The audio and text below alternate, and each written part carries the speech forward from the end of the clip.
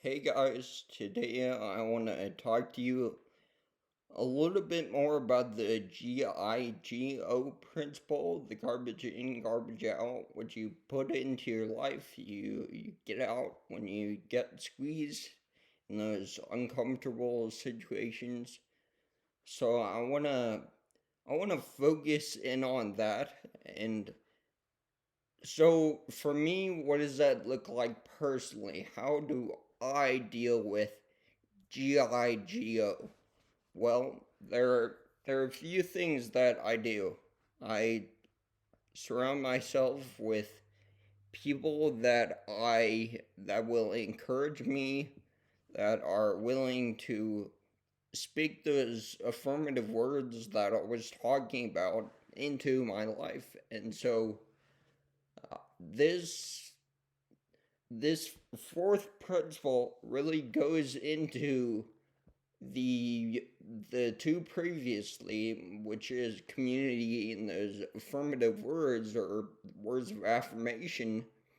And also it can play into the, being in that place of mourning, feeling like you need to just get that out, release how you're feeling, be honest with yourself. And that is extremely important for you just to recognize that you are in a not so great place emotionally and mentally, maybe it's even physically, and you need to realize that before you can start working your way out of that.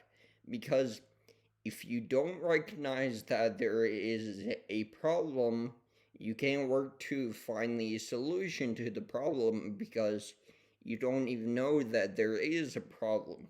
So, also with the GIGO principle, also I there I don't want to say that everybody is different. This is something that is referred to quite a bit in the medical field, and when people have injuries, somewhat like I did when they're recovering, they'll say everybody is different, and that's twofold. Of course everybody is a different person, but also that is to say everybody is different, not just every person, but every physical, literal body is different.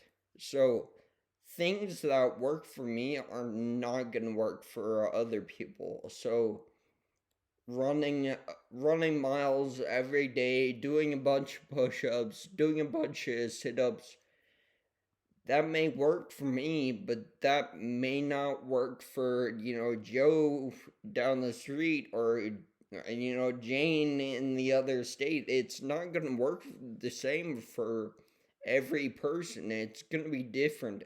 So in my life, there are things that I try to stay away from that will throw me into more of a depressed state. So things like songs that just kind of put me in that bad mood, movies that may, wrench my heart and make me feel sad, different like videos and old pictures of myself where I used to be. Those things are, they're, I'm extremely sentimental, so those things have an impact on me, but they may not have an impact on you. And that's what we mean when we say, everybody is different. Every person is different. They're not going to be two of the same people that things might affect them the same in the same way. It may not affect you in the same way, or it may affect you in the same way. Maybe you do need to stay away from sad songs, sad movies, and sad videos and old pictures, maybe you do need to stay away from something like that.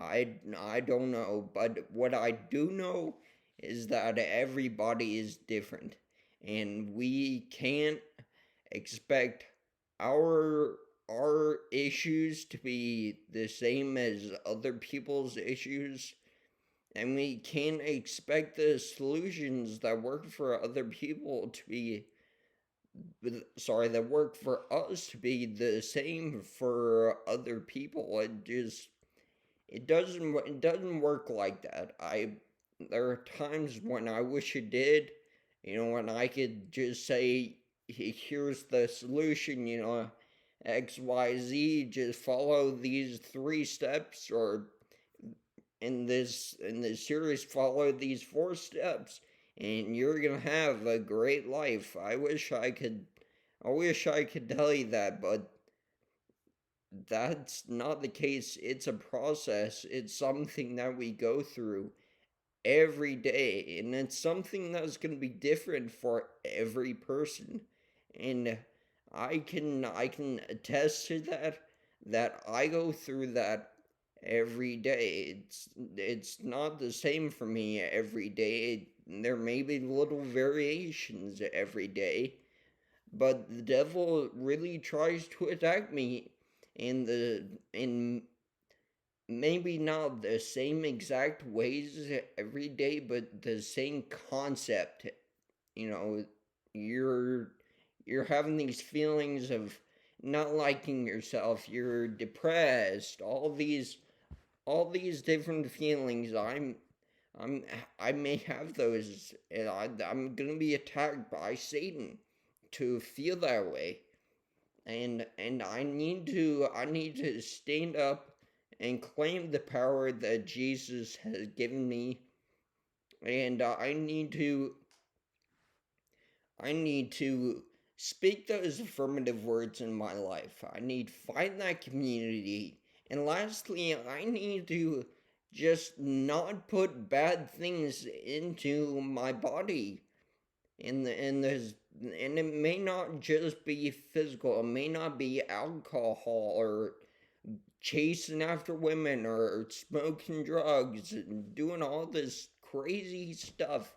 It may be that they're the little things of life. It may be, a sad song here or there. It may be the company that I choose to be around. It may be those sad videos or those sad photos that I find sad, that I look at, and that's what I'm trying to steer away from. So if you're having those difficulties in your life, to stay away from those things, and it's hard. It's not easy. There are a lot of times where I'm like, why did I watch that video? Why did I look at those pictures? Why did I listen to that sad music? Because now I'm in a not so great mood. Why did I do those things? It's a constant battle. It's a temptation not to fall into the trap that Satan has laid for us. We can do those things, but we need to really be in the mentality, I am not staying there. I'm not listening to these sad songs, looking at these sad photos, looking at these sad videos to make myself sad so I can stay in that sadness, because that is not what God wants for us. He wants us to go out and be joyful. Jesus was, yes, he was the man of sorrows, but the scriptures tell us that he was also anointed with the oil of joy. You know, Jesus was the example for us, and that's what we need to remember going forward.